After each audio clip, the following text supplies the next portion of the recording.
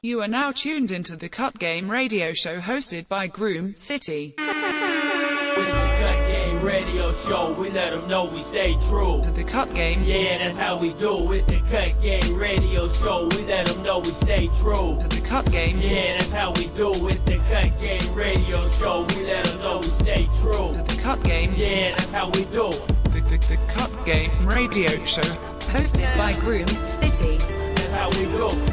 Hey, what's going on? This Groom City, and you now tuned in to the Cut Game radio show, #1 podcast for your hair needs. And right now, chilling in the Cut Game studio with my boy Tone. What's going on, Tone? What's going on, Groom City? How we living? Man, I'm chilling. How you doing? I'm doing good, man. You know I got a story for you this episode. What's up? What's up with it? So check it out. I went skydiving over the weekend. So you was elevated? I was elevated, man. And I got to say, man, it was an awesome experience. I would recommend everyone going out there and jumping out of a plane. Was you shaking in your boots? I was shaking into my boots. You know, I had my wifey with me, so I couldn't let her see. You know, I had my chest poked out, but on the inside, I was looking like a little teddy bear. Hey, so it's something you'll do again? Something I would do again. I would recommend everyone to get out there, you know, and just lose all fear. That's what's up. That's what's up. I don't know if I'm jumping on no plane no time soon. You know, I'm going to keep staying on the ground and keep running, keep 10 toes on the ground right now, you know.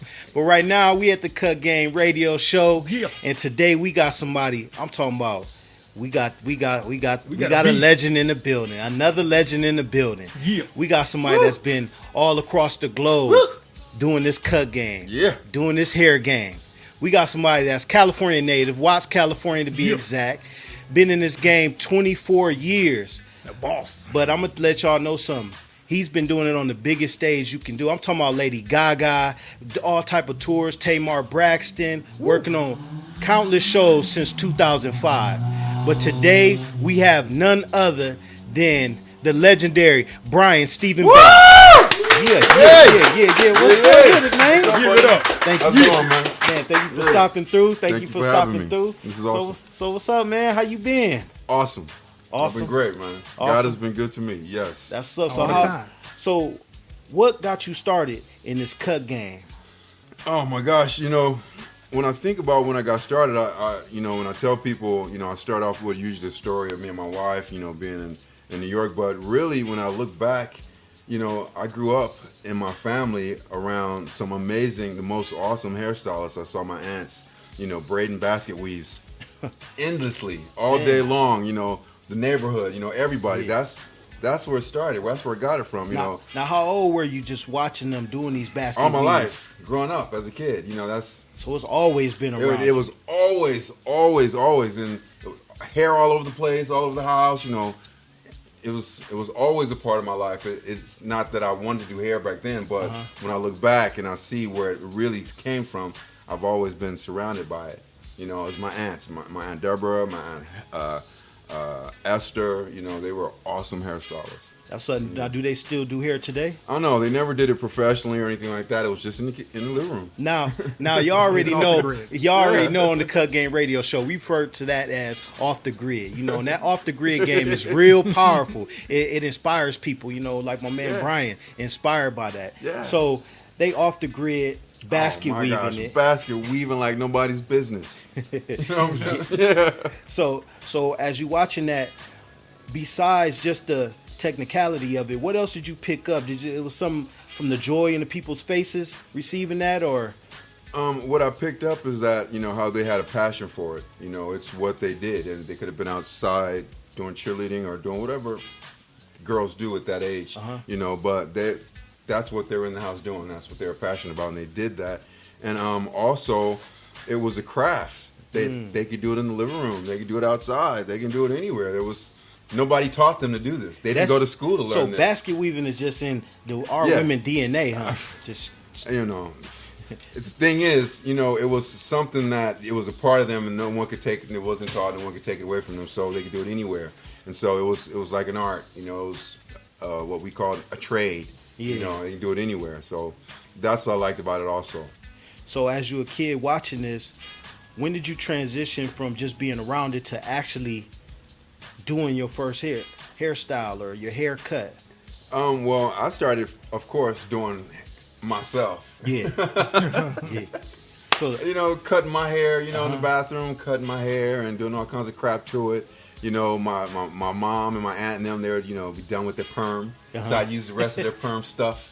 And I'd perm my hair. Oh, so and you was I had fried, it going dyed, on, laid to the fried, side. dyed, and pushed up, nigga. I swear to God. So- You know.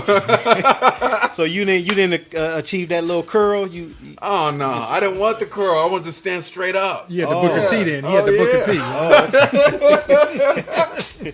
now what year was this when you standing straight Oh up? my gosh, this is when I was in, you know, 7th, 8th, 9th grade. You know, Oh, okay. way back then. I was Okay. experimenting on myself. You know, Now- cutting my own hair and stuff like that. And my neighbors and my brothers and my uncles and cousins, they'd be perplexed. Like, you know, where'd you get your hair cut at? You know, I was like, oh, I did it myself. You know, no, you didn't do that. And I'm like, yeah, I did. And so, Hey, that's pretty dope because you know Watts, they you know, if you didn't have it right, you know, you would have felt You get that. clowned. You know, oh, I got clowned. I didn't. Come on now. I Oh, so wasn't. out I the gate, you I wasn't was just- not.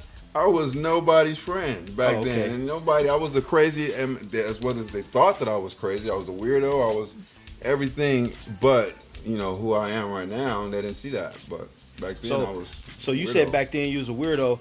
Is it just because you've been an artist out the gate? Just I always. was definitely an artistic? artist off the grade. I definitely came out the box. You know, out of the box. You know, and it was hell. It was horrible. You know, it wasn't like they was like, oh, you're so different, we love you. It was like, you're so different, we're gonna squash that shit if it don't come back and act regular like everybody else. Yeah. You know, so that was the experience I had, but you know, that's what makes who But us that we helped. That helped shape you during are. Yeah, that time. of course. So in the 8th grade, you fading your hair. You got it shooting straight up. You hit high school. Is it something you still pursuing? I don't know. By that time, I had moved on. It wasn't anything that I was pursuing, actually. It was just something that I did. What I actually pursued was I was a dancer. You know, I danced 8 years Russian ballet. I danced for Lulu Washington, the Contemporary Dance Theater. Wow. You know, I was an artist. You Wow. know, hair was just something that I did. You know, I grew up in Hollywood. You know, even though I was in South Central, you know, I was dancing and singing and acting. Those were my passions. Hair had nothing to do with any of that. I hadn't planned on doing hair. It wasn't nothing I wanted to do. That's something that came on later on. Wow. Even though as a kid it was around me, I wasn't thinking about that. So I know hair is something that you're doing right now. It's been taking care of you. But besides hair, is acting a passion? Is dancing still a passion, or just performing? I've done all those things.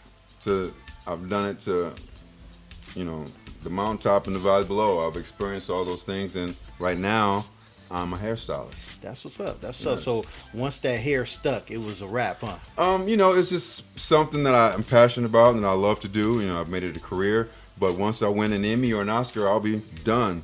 I'll move on to my next passion, That's my what's next up. life. That's what's up. Now we gonna take baby steps because we gonna gradually get up to what type of game he's in now, where he can obtain those Oscars and those Emmys. You know. So when did you become a licensed hairstylist? What year was this? I think I got my license. Oh wow! Back, Oh my God! was you a teen?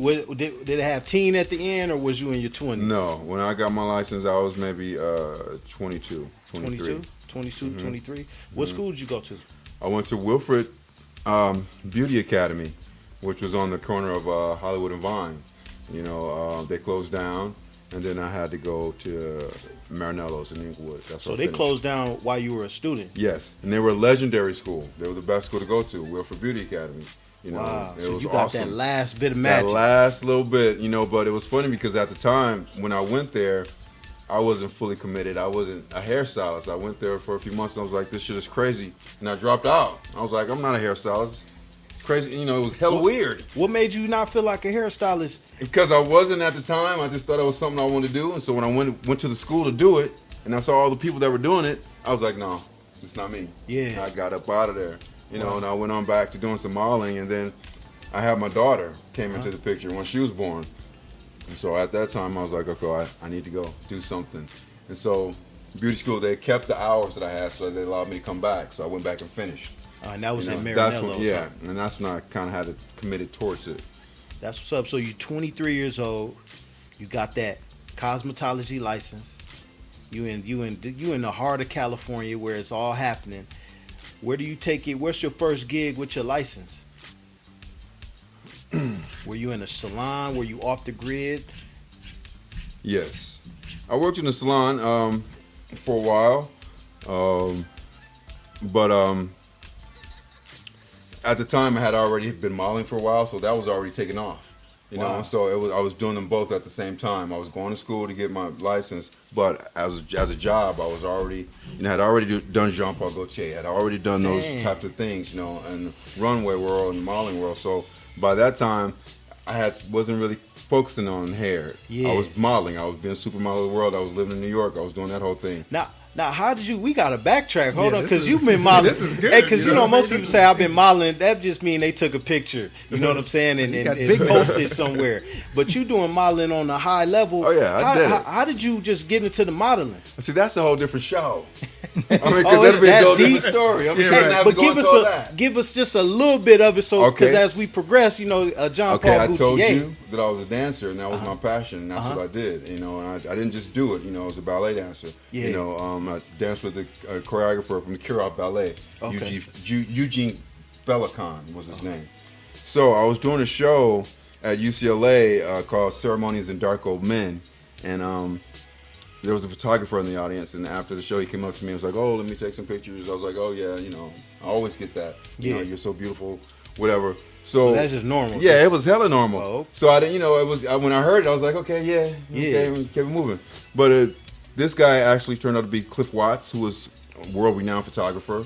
He took these pictures, and 2 weeks later, I was in New York doing the winter shows. Wow. That's a short version of how that happened. So God had His hand on you out I the said, gate. God has been good to me. Just out the gate, you Yeah. just doing you, and all these opportunities. These opportunities, people I'm talking about, they grind their life for. Right. And these opportunities just hitting you at a young age, just out the gate. Well, I was grinding at that young age. I had already been grinding. I was hella grown by then because I had already lived a life, So it's just on a whole nother level with it. Oh, huh? yeah, I had to take this test to get out of school because I was I had to get up out of there so I could live life. Yeah, no, that's what's up. So we gonna go back to the hair. So you, Yeah. world renowned model. Like I said, I've lived many lives. Hair is just one thing that I do right now. So that's why it's so much. It's all in there. That's what's up. Well, man, so we gonna stick with the hair because That's right. That's a whole I nother know show. we That's got a whole nother show. because just based off your background, I know Yeah. we got more than a full hour of just information Yeah. you down to share. so 22, 23, got your license, working in the salon, modeling gigs in between. How are you elevating your hair career? I wasn't doing hair at all. I moved to New York, and so I was being a model. Oh, okay. So once it started, things started slowing down, and I had time in between, like when in between seasons and stuff. I started working at a salon in New York called Warren Tricome over on 57th and 5th Avenue. Now this was a high end salon. It was Sounds like the only place. It was the top Warren and Tricome. They're the top hairstyle, haircut, and colors. In the world. Wow. They even opened a salon here in Los Angeles called Warren Tricome. It didn't last very long, but at that time it was the most beautiful place I'd ever seen. The most elegant salon I'd ever been in. On the 5th floor with these Italian fixtures and all this stuff. And these women that came in there like clockwork every day, getting their hair done and hair washed and blow dried, and they weren't paying $50. They were paying $300-$400 every day, just coming there like you brush your teeth. Wow. Dang. Every morning. And that's where I learned how to do hair. I stood behind a Japanese guy named Yoshi-san, and I watched him cut while I blow dried all his clients before he cut them, and that's where I learned. I learned everything watching that guy. He could barely speak English, but he was a superstar in China or Japan where he was. He had a show on television, all this enough, and he'd come here to LA. He'd work there for a week, do all these clients, and he'd go back. He was So awesome. you got introduced to hair at the highest level it can get. It was pretty incredible. I think I was very fortunate to work there because I learned a lot. Not like I said, not on black hair, but I learned about Asian hair. I learned about white hair, some different techniques that you just need to know to seal that deal. Yeah. You know. Yeah, no, that's dope. That's dope. Well, look, right now we're going to take a brief commercial break, and we're going to come back, and Brian Banks is going to really break down how he got into that union. So, y'all tune in. Cut Game Radio Show. Hey, this is Brian Banks, and you're tuned in to the Cut Game Radio Show.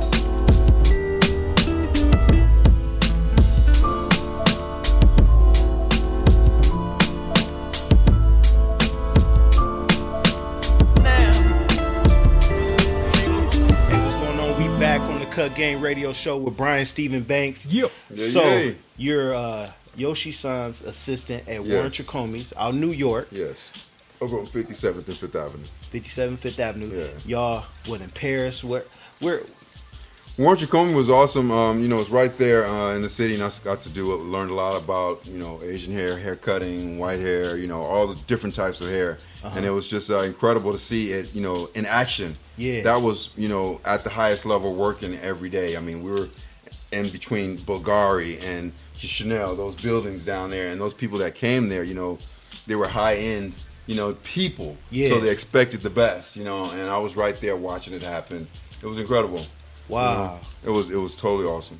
Wow, wow. So now you said Yoshi-san traveled a lot. Did you end up traveling with I didn't travel with him, but I was able to go to, Paris, and work on the pret-a-porter and the couture shows, in between, some of the seasons, work in the ateliers, which was, those experiences like that you never forget, and they're, incredible. Now, can you break that down? Cause, you got to school us. Yeah, because the Cut Game Radio Show, I've actually never heard of that. Okay, like for example, you guys heard of John Galliano, a fashion designer named John Galliano, or Jean-Paul Gaultier, or those people. You go to Paris and they have, we call it a salon, but they have what they call an atelier. Okay. And that's where they make all the headpieces, all those fantasy hair pieces and hair things that you see. They make them there in the atelier.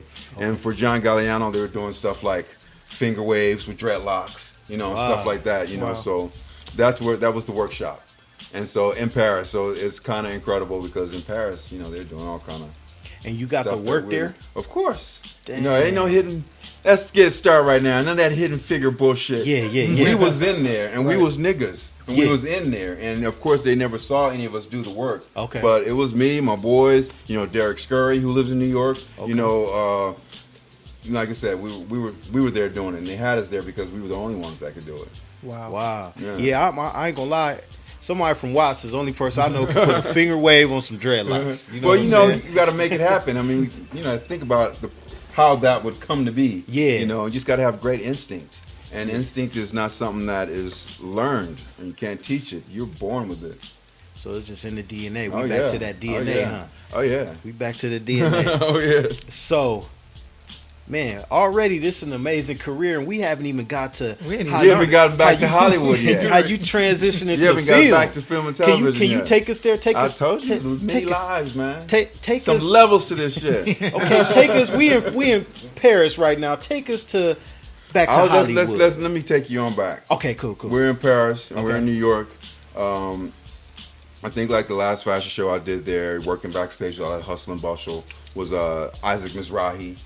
So I was doing my thing, but God has a way of working things out. My mom had passed. And I moved to New York, and I never thought that I would be coming back to LA. I was a New Yorker. I was talking to them. Everything was mad dope. I was talking all New York and shit. But my mom passed, and I moved back to LA, and I was never ever to leave again. I never want to be away. Something like that happened. So that's what brought me back to LA. That's what brought me back to Hollywood and the film and television. If not, I'd probably still be out there, in Paris. So you come back to LA. So you're no longer working in that high-end salon. Did you? When I came back here to LA, I started working at. I had a friend of mine named Billy Woodruff. He was a director. He put me in some of his videos because I was a dancer. Doing my thing. So he hired me in a few of his videos, and whatnot. And on the set one day, I asked him where did he get his haircut. And he said I go to Millennium Salon. Mm. And that's what kicked it all off. The whole Hollywood thing for Millennium Salon was one of the springboards for me because I was in New York doing my thing. I come back here to Hollywood and find out that there's this whole black thing going on. You know, all these celebrities and all these like things a black going renaissance on. going on right going now? on. I stepped right into this at Millennium Salon. I didn't know it was the only place that any black celebrity, if they thought there was a celebrity, went to get their hair done. Wow. You know, and with Billy Woodruff showed me Now, that where place. is Millennials located At for the all time, the viewers and listeners? out Millennium was located on 3rd and Crescent Heights. there? Oh, okay. And this is Yeah, over by LA. the Grove. Oh, okay. Yes. Yeah. Okay. Yeah. So they're right there, and that's where they've been. You know, they're no longer there right now, but that's where we were, and I started working there, and instantly and immediately I started doing celebrity clients, starting off with Michael J. White, you know, Okay. Nick Cannon, so forth. You know, it kept going on and on. You know, because I was right in the place. Now, let me I'm not gonna backtrack, but let me clarify some things. You're a hairstylist, amazing hairstylist, styling hair at the highest level. Yeah. They probably didn't really pick up. Now you cutting men's hair. Now you doing fades and different type of edge ups. You know, so my man is very versatile with Oh, the yeah. hands. The Yeah, yeah. hands is. You Yeah, know, I don't consider myself a barber or a hairstylist. I consider myself, you know, I do everything. So I don't even know what they consider me. You know, that's why they be like, "Where you come from?" So you got Michael J. White, Nick Cannon. Those and are you just some people grooming. that I just were doing, just you know, just on the strength. You know? Yeah. Those weren't even my regular clients. Like I said, I was doing women. You know, I didn't even Yeah. want to do the guys because there's, you know, I gotta get that money. Yeah, So yeah. I wasn't even doing them. So they were just in between. You Yeah. know, I was really trying to do the women. I was doing Naomi Campbell. I was doing Winona Ryder. You know, I was doing all those people. Wow. Wow. So, what year is this? This is 90s, 2000s. Oh, okay. I don't know. Well, I'm trying to get a timeline for everybody, so you know we can travel with you. You know? 90 something. I'm sure I graduated high school, or I got out of high school class of 91. Okay. So these are 2000s, I guess. In 2000. So you having success in New York, success Yep. in L.A. So what was your first big break into film? I've had a few big breaks, but before I got into the union, Uh-huh. you know, I did 2 movies. You know, my first movie was called Ride or Die. Okay. It starred Vivica Fox. Yeah. And It's a motorcycle one, right? yeah. Yeah. Yeah, you saw that. Yeah, Making good. Yeah. Woo! Yeah. Making good. Oh my gosh. Burn Rubber, Not Your Soul. You know what I mean? That was one of the good movies. Oh my gosh. Anyway, that was my movie. Hey, man. Tone good, that boy good. That's awesome. Yeah. Dwayne Martin, all of them started in it. They were all new. Gabrielle Union, they were all new off the boat, so they're all in this movie. Yeah. Yeah. You know, only veteran there really was Vivica Fox, and she was killing it. You Wow. know, she'd already did Kill Bill and all this other shit. So she was in the movie. So that was my first movie. I didn't know anything about running a department. You know, Oh, so you was a anything like that. department I was head a out the department gate? head. Yeah, yeah. I mean, I was like, I'm confident. So I was Yeah. like, they asked me. I never tell anybody I can't do something. Okay. Can you run a department? Hell yes. Even if I've never done it before. Yeah. So that was the situation. I was like, yes. That's dope. So they hired me for the job, and thank God, I met a woman there who was doing the hair, who was doing the makeup. Her name was Denise, and she taught me how to run the department. She taught me everything I need to know, everything I need to get, everything from the Sanic strip solid, everything I needed to do to run the department. She taught me this. She was a mentor for me. And the first time, nobody knew, but she taught me. She said, Brian, you need to get this, you need to do this, you need to do that. And she told me every single thing. And we did that movie, and it was awesome, wasn't it? Yeah, it was a good movie. Yeah. No, that's what's up. So, Yeah. and then what was the second movie before? The second movie, actually, it was a show. And this is the show that got me into the union. Okay. I did a show called Noah's Ark. Okay. You know, it was on the Logo channel, cable. Okay. And that show got me into the union. So you just did one season, or you did more than one season? Well, after 30 days, I did 2 seasons. But Okay. after 30 days, it flipped. It was non-union at first. Uh-huh. And then once it flipped, it became union. And I did the first season and then second season.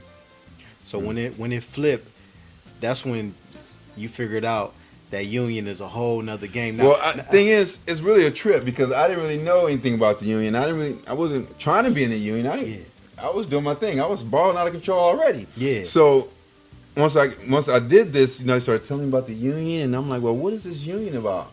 And so I called them. I was like, what's going on? I'm working on the show. And I flipped the show.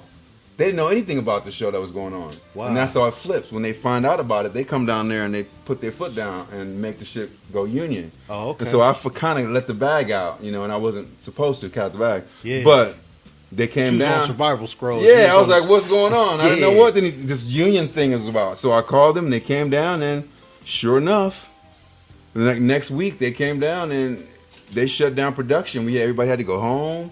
They had to do, the producers and everything had to go back to the drawing board and come to the decision of signing the contracts. For all the things. Yeah, all the things that they need to be a full production, and they had to do that, and they did, and we came back. Dang. Yeah. So I wasn't thinking about being in the union or anything like that, but when that came up, they hit me up. They was like, "Oh, so we were waiting for you to come. We already knew about you. We know you were doing these things. We were just waiting, for you to come down to the union and make it official and join the union." So that was my introduction. So when you joined the union, what changed? What more activity, just more jobs? I mean, like I said, God has been good to me, and I know it doesn't work this way for a lot of other people. Uh-huh. But when I got into the union, it acted as a like an agent almost. They called me for jobs. They called me, for jobs all the time. They called me all the time for jobs. It was like I've never not worked once since I've been in the union. I haven't missed a beat, not once. I've known people who've been in the union longer than me, before me, who still don't even have enough hours for their medical. And that's horrible. Now, right here, I want to share something with our listeners and our viewers. Now, I've been on course, trying to get into the union and, doing a lot of movement. And one thing I did one day was I looked at the credits on I don't know how many films, and I kept seeing the name Brian Stephen Banks. So I went on Facebook. I don't know if you remember this, but I went on Facebook and I typed in Brian Stephen Banks, saw him, and I'm saying, oh, he black. You know what I'm saying? He got dreadlocks. I'm like, so I instantly, I sent him a DM Facebook, and I let him know who I was. I said, look, I don't know what I said, but I said a whole lot. And he got back to me. He basically said, I can't, get you on the set, but what's up? We, what I'm saying? And ever since then, we've been having a relationship through the social media, and here he is today on the Cut Game Radio and Show. we've been on the job together. We've been on the job. We was on Insecure. Insecure is my show. He was rocking so heavy I couldn't even get his attention. Shoot, I tell you. But yeah, so it's just crazy. That's how active. So when he says he never had a dull moment, always getting called for jobs, man, when I looked at those credits, I seen his name so much, I had to hit him up. So and I'm glad you did, because that's how we gotta connect and make it work and keep us part of this history. Most def. So I know 2005 you got into the union, so it's 2005. So you've been in the union over 10 years. Oh now. my gosh, yeah, and it's been incredible, because since I've gotten into the union, I have worked on some non-union shows. And there's a difference. I mean, some should be hella non-union. You'd be like, what's going on here? Like, what's going on? What's here? a hella non-union? What's That's like an what's a hella non-union? Hella non-union is you don't get no proper food, no proper no proper snacks, no proper lunch break, you don't get your proper setup time, different things like that, That's how powerful food is. Right. Because you feed them correctly, and now it's And not we'll hella do non-union. anything. You know what I'm You'll do saying? anything if you feed us. We can stand and do anything if you feed us right, but if the food is broke down, it's a no good. wrap. It's a wrap all the way around. That's what's up. And so usually, it's no good non-union. But we all got to start somewhere and go through that route. So when I do work on non-union jobs, I try to hire people that I know that want to get into the union, because I'm hoping that it'll flip. Yeah. And that's how we get our brothers and sisters in there, into the union. That's what's up. On those shows that flip. Yeah, no, I've definitely, Yeah. that's, They're far and few that come in between. It's just something that's very rare that happens, but, sometimes it does. hey, but it's still that experience too, because Yeah. when you finally flip, you'll have some type of, it won't be your first day at the rodeo. You know what I'm saying? Yeah, so you get to experience, So where would you like to take your career in the next 5 years? I've been fortunate. I'm sorry, keep wiping. You're good. You're good. Okay. I don't know, I'm crazy. I'm sorry. I've been fortunate enough for the past few years to be doing a few different things. Like right now I'm the brand ambassador for Hask hair care products. And which is more of what I want to move into. Because I'm really not doing hair no more. I'm just talking about it. Okay. And so I can talk about it. Yeah. So that's awesome. Yeah. I'm 45 now. I don't want to be doing hair forever like that. So, moved into some creating some products. Okay. My own products and different things like that. Just some other business, ventures. As far as doing hair. Using all the experience and stuff that I've had. As far as film and television, I've been moving towards more multi-camera jobs. Okay. Like the show I'm working on now, Superior Donuts. Okay. With Judd Hirsch and Katie Seagal and Jermaine Fowler. And those jobs are, for me, more civilized. Okay. I get to work in a room. I get regular type hours. As far as where film, you're in the alley somewhere in the middle of the street for 12 hours at 5 o'clock in the morning, and you fucking cold as fuck. Yeah. If everybody got to do that. But, I'm kind of done with that. Yeah. I'm trying to work more civilized so I can spend more time with my family, my grandbaby, things like that. So I'm trying to move into more multi-cam, sitcom type stuff, and also different business ventures. That's what I'm taking this hair game. Yeah, man. I can see that already. Yeah. So I'm trying to work more, and now I'm trying not to work as much, but I'm trying to make more money. that's what's up. As far as that's concerned. So I know you got a pair of Beats headphones on your head. I got a pair. And I know you work with Dr. Dre. How was working with Dr. Dre? Oh my gosh, I can't even speak about it. No, really, I'm not supposed to talk about it. Oh, okay. But This I is will a Cut say- Game radio show. no, I will say because this is gonna bust the fucking. This is exclusive. Let me yeah, it's pause the gonna music bust it real quick. wide open when he come out with this. But it's really incredible. Uh-huh. It's all of us are part of it. Okay. We're from where he come from. Yeah. He's telling our story, as well as his story. So it's something that we're all going to be able to connect with. And like I said, it's going to be a part of all of us, and it's going to be incredible. And it was awesome being around, someone who's been in the business, and to see, like I said, the victory on their face. He just winning. Yeah, He just that beyond type of thing, winning. but That but type not, of but winning. but not in some gaudy type, Yeah. showy way. He's not the Dr. Dre we think. He's a man. He's a husband. He's very reserved. Yeah. He's hella awesome. It's really cool. He's someone who you can be like look up to. Yeah. And be like, okay, wow, that type of thing. So that's how I felt. I was so taken aback. I thought it was going to be a whole different, Yeah. thing, but he threw me off. Now, is it a big project or is it a? Oh yeah, it's 'Cause really I know you can't huge. really speak, so It's a huge project. It's gonna be coming out pretty soon, really soon. It's a very huge project with Apple, the new Apple platform. Okay. So it's gonna be really good. Okay, no, that's what's up. So, I know you work with so many celebrities throughout your time. What are some of your favorite moments with some of the celebrities that you had the opportunity of taking care of? So my favorite moments. It's funny, that I was just talking the other day at my house with one of my friends, and I was just thinking about my hair past and just different things, and something popped out to me that I almost forgot. What's up? I used to be Nell Carter's hairstylist. Dang.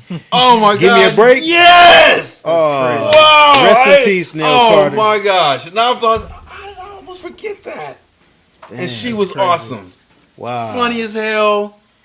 She was incredible. Wow. So that's a good memory. I'm glad I thought about that. I'm glad you asked me because I don't want to ever forget that. She was great.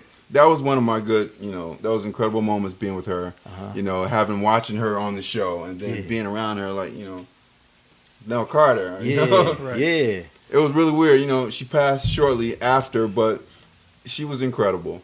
Yeah. And that was that. I do have fond memories of those of my early hair times when I was at Millennium Salon. Oh, okay. Yeah. Okay.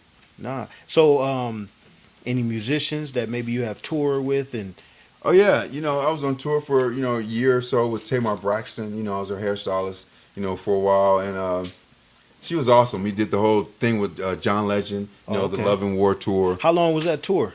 Well, we did an American tour, which was a few months, and then we did the world tour, which was a few more months. So it was like we went back to back. It was a long time, but it was great. I had a great time. Tamar was great. Doing her hair was, it was good because she let me do all kind of stuff. She's beautiful. So that was awesome. I was also on tour for the first 3 years of American Idol. And those are some of the best times of my life too, because I like being around young people. I like seeing them, grow and especially become celebrities and grow into their art and their craft. So seeing that and seeing Kelly Clarkson and Fantasia, and I was right there doing their hairs when they were becoming who they are now. And wow. Those are some of the moments I'll never forget. Now what about Ruben Studdard? Ruben was there too. I mean, Ruben is awesome. That's what's up. Everybody didn't take the deal, but Ruben was awesome. He's great. So those are some of my good times. I was also out with a guy, Teddy Riley, Aaron Hall, and all them. I was out with them. That was pretty cool. So you was right there with when R&B was just on top. That was a trip. Yeah, he wanted to bring all them fucking. Should I talk about that? Yeah, wait, hold on. Let's take a quick commercial break, and we're gonna get into them dogs. No, I'm not gonna talk about that. That got nothing to do with nothing. That don't have nothing to do with nothing. Hey, right now we gonna take that motherfucker was crazy. You want to bring all these fucking dogs while we on the fucking tour bus on the fucking bus. I mean, not little dogs either, right? Big dogs, Rottweilers and. The fuck? It's so disgusting. So right now we're going to take a brief commercial break. We're going to come back with more Brian Stephen Banks. We still rocking. No, we still rocking. We got all Hey, this is Brian Banks. You got to check out my interview with Groom City on the Cut Game Radio Show, the #1 podcast for all your hair care needs.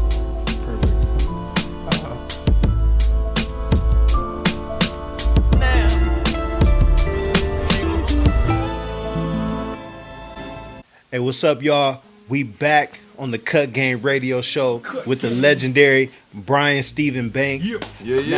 Now, Brian, you had I'm talking about, I know you only shared a portion of your life, and it's amazing. It's stuff we couldn't even fathom. Oh, my gosh. But what setbacks have you encountered so far, if any, in your journey? And to be honest, when I started this interview, first thing I said was God has been good to me. Yeah. And I haven't had any setbacks as far as hair. Once I started doing hair, it's been positive. It's been moving full steam, full forward. It's been moving, it's been going, it's been moving and shaking now. It's been a blessing. Sometimes I have to think back myself and like, oh my gosh, I'm making a living as a hairstylist. Yeah. And I'm making a good living. Yeah. So I haven't had any setbacks, as far as hair is concerned. Maybe just no, I haven't had any setbacks. Hair has been a blessing for me. Yeah.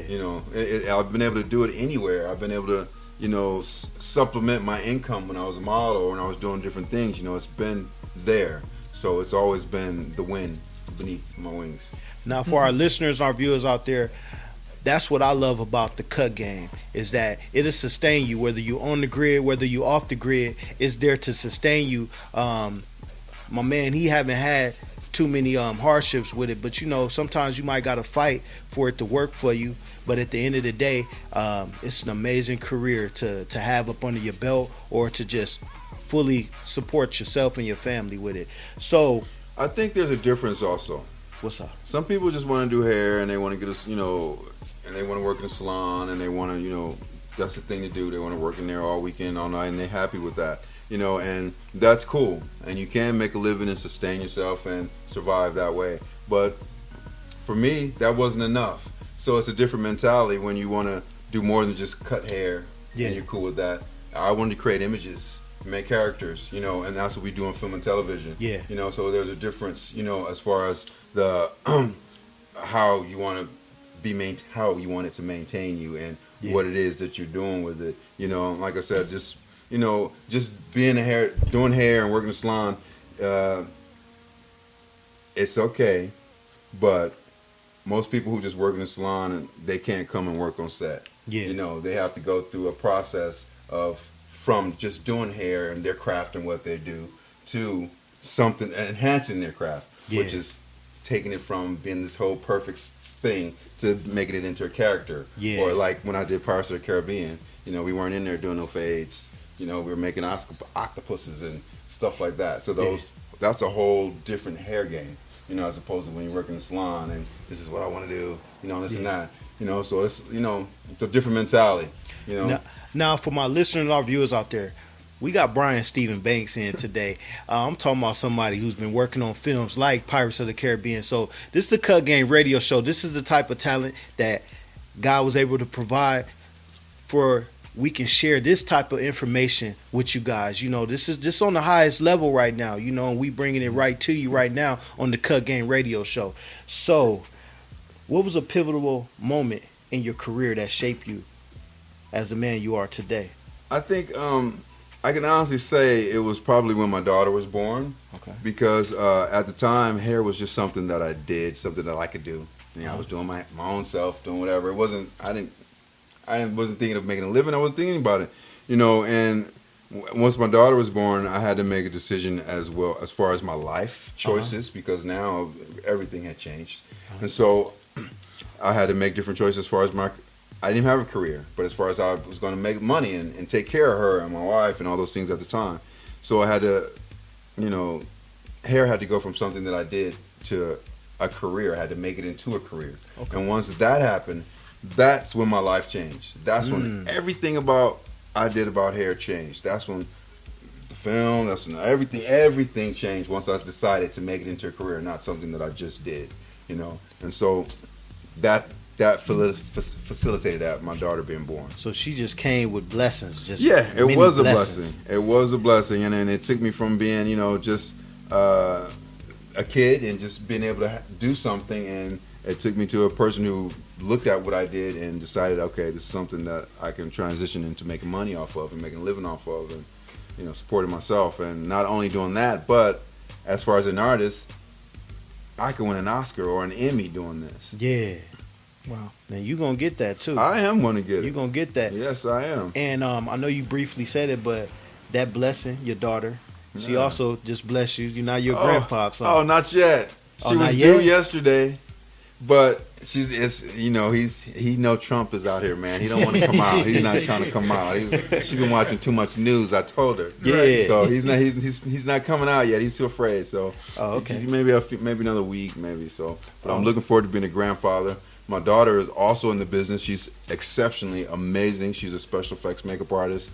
She has her own business. She has a line of eyelashes and makeup called Spoiled Rich Lashes. You know, she's following her daddy's footsteps. She's killing the game. She's incredible. Now, is there a Sadai website? Brie Banks. Is there a website for her brand we can drop right now? Spoiled Rich Lashes. That's what's up. Y'all Google. Y'all go Check look it that out. up because Spoiled Rich. That's my baby girl. She's killing it. Yeah, that's what's up. Yeah. So, I guess that brings to the next question: how important is legacy to Brian Stephen Banks?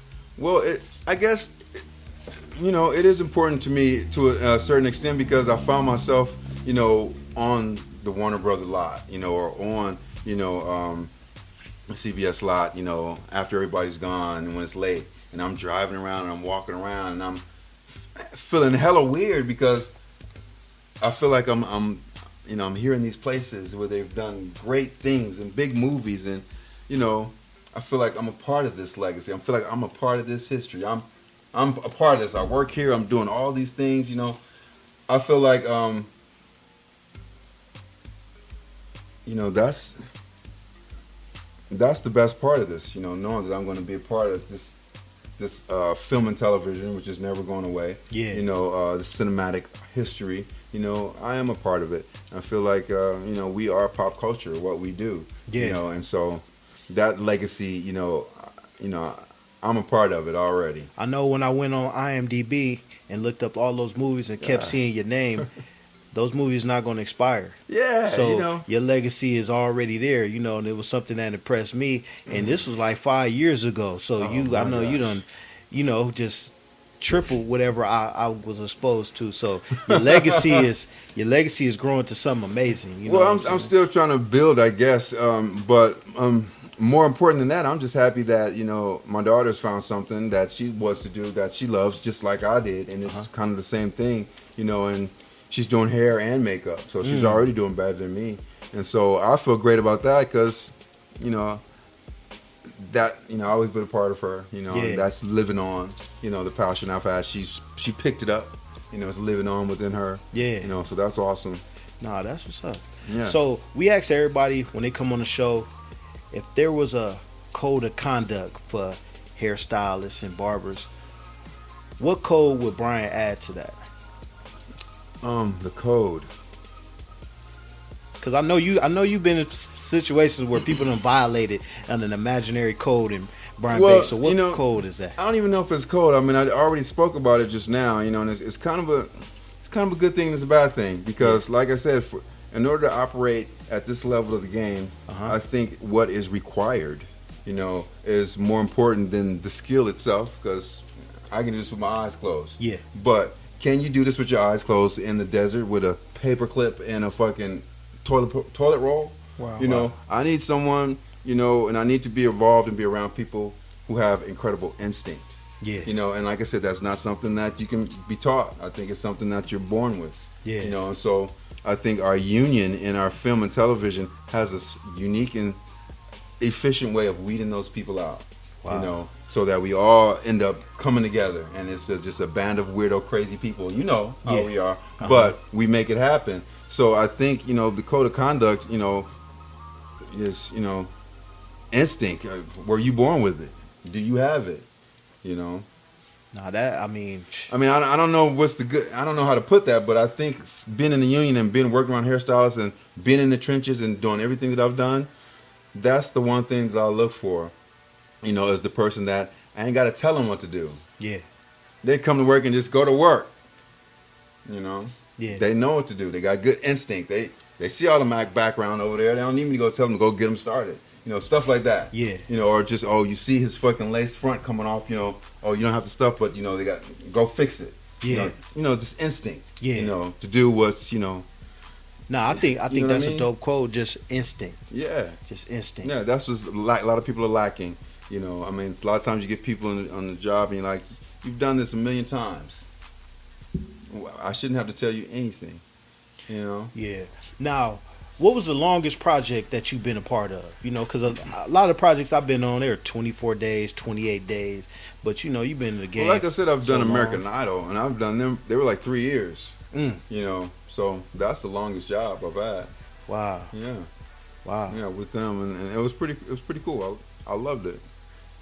I had to leave there, but to do other jobs, to move on. I felt like I'd done it enough, but it was pretty good. It was awesome. I had a great time. That's what's up. Well, man, I appreciate you stopping through today. Right now, I'm gonna give you the stage. If there's anything you want to share, right now it's a young Brian Stephen Banks out there right now. He might need some words to, have that inspiration to eventually be right where you at.